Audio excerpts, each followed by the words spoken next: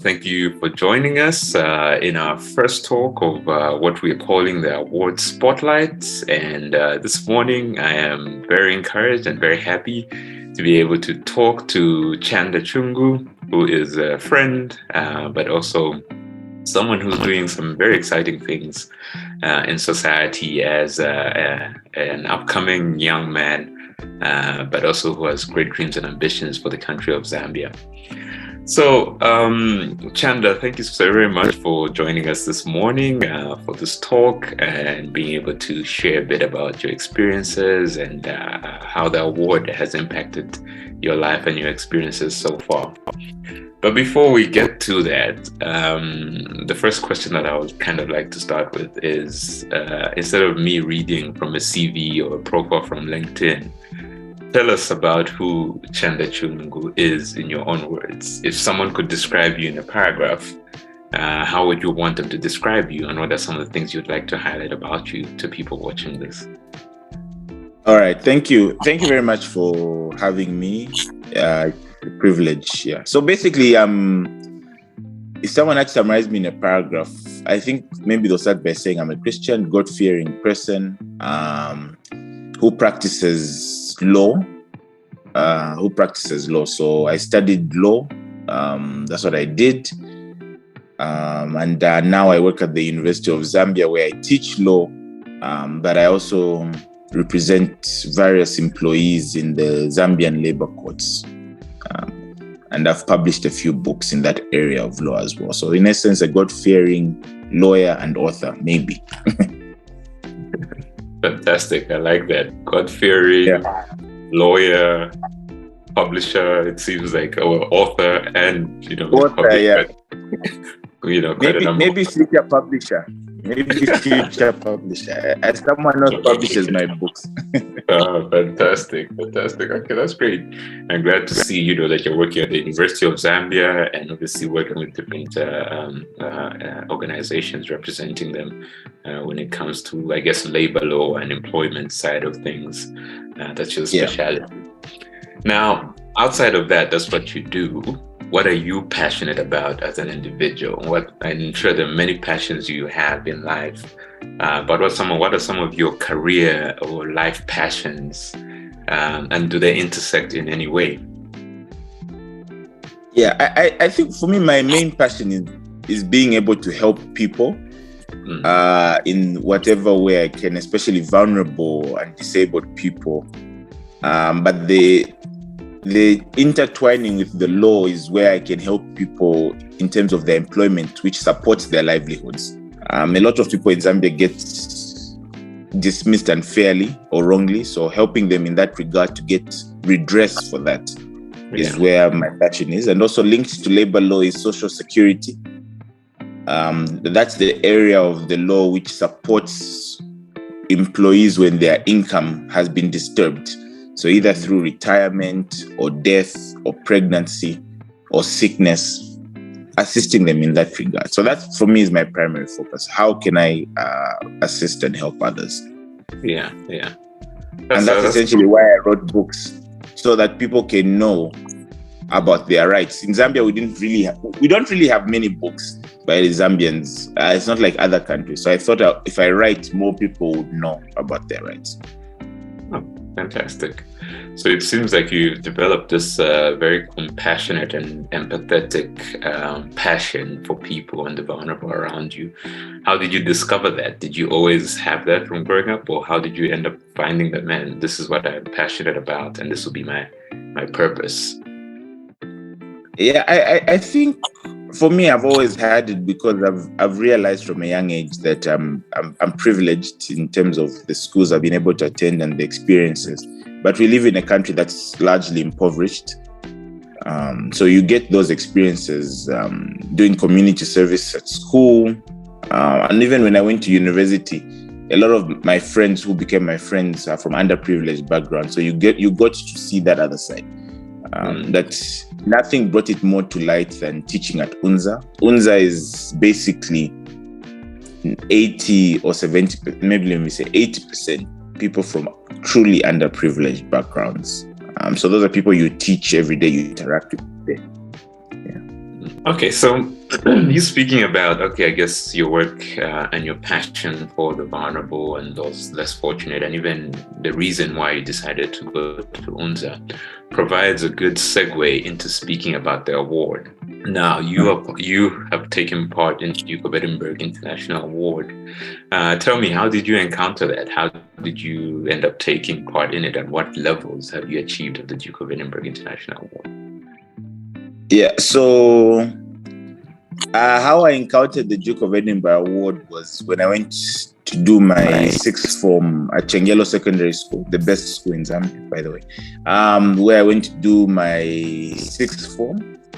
And in my assembly, I think the third one, the coordinator of the award sort of at Chengelo was basically talking about how people come to Chengelo and don't take part in opportunities. And for me, the main reason I went to Chengelo was for the broader experience beyond academics. So that's how I learned about the award. But because it wasn't available at my previous schools, and I was too old when I went to Chengelo, I had to do, I could only do the gold award, but I had to cover what was done under bronze and silver. Yeah. So I did everything, and I had to do it within 2 years because that's the time that I was going to be at Chengelo. So I had to do almost everything for those awards in those 2 years. So that's how I encountered it, and luckily I managed to finish it in October 2010. Yeah. Okay. Any special memories from doing the award? Anything you connected with? I'm guessing since you have a passion for the vulnerable and at risk, and since the award has a community service aspect, that must have resonated well. But any other aspects or memories from that journey? Yeah, I think two good memories. There's one where you do like a residential at an underprivileged area. So for me, I chose working with children, disabled children. I was with them basically my entire holiday.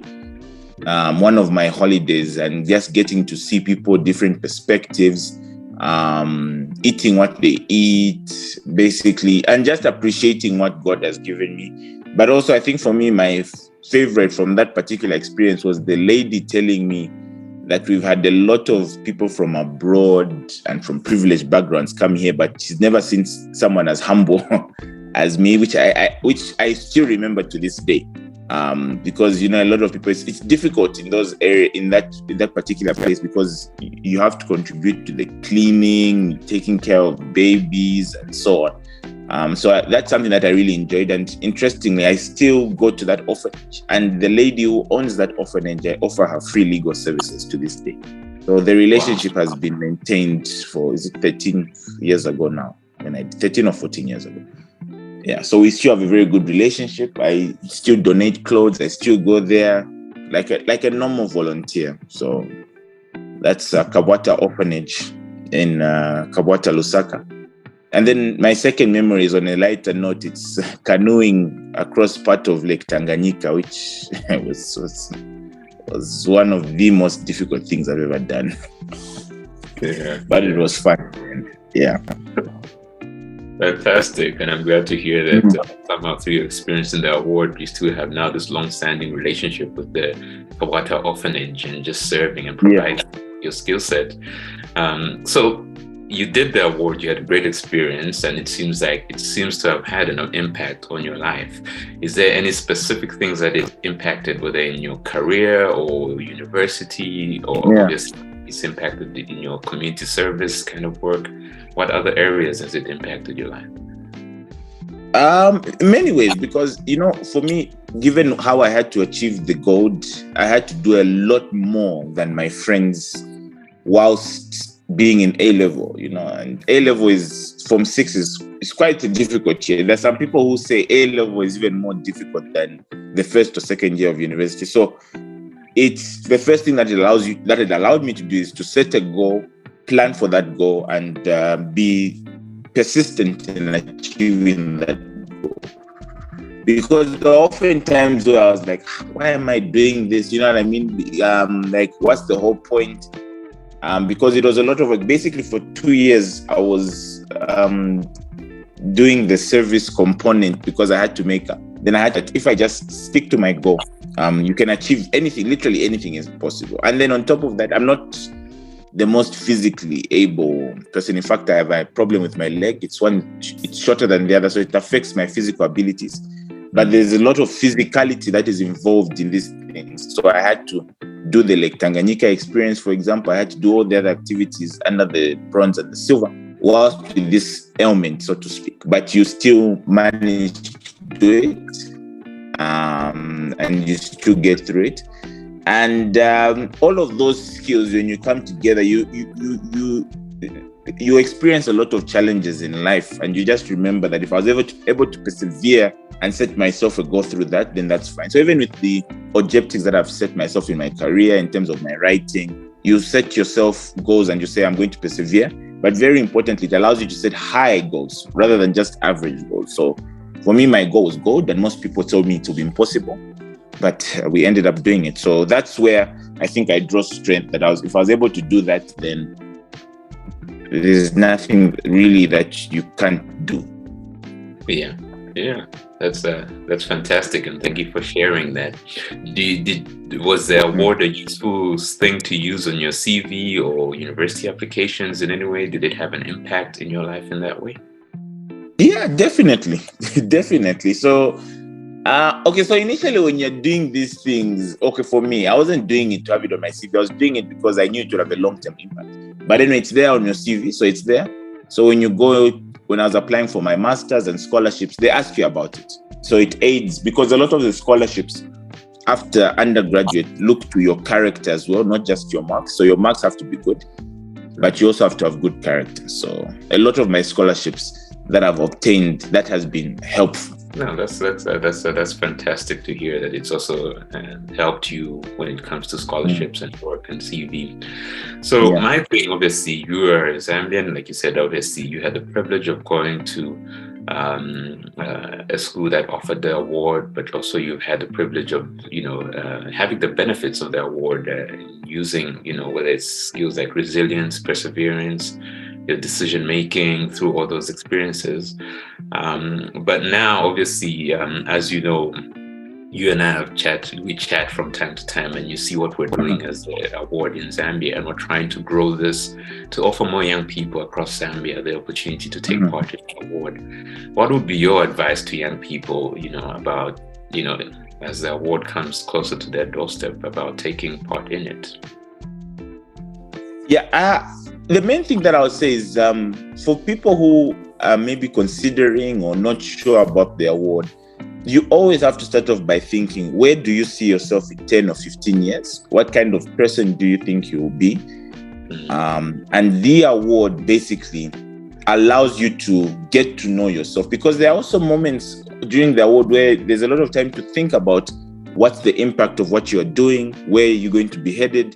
And a lot of time you discover a lot about yourself, because there's a lot of time for self-reflection and things like that. So there's various components to the award that involve physicality, service, community, and service, and also community. So all of those, if you add them, they'll add value to where you want to be. And a lot of people, for those ones who are doubtful, you may not see the impact now.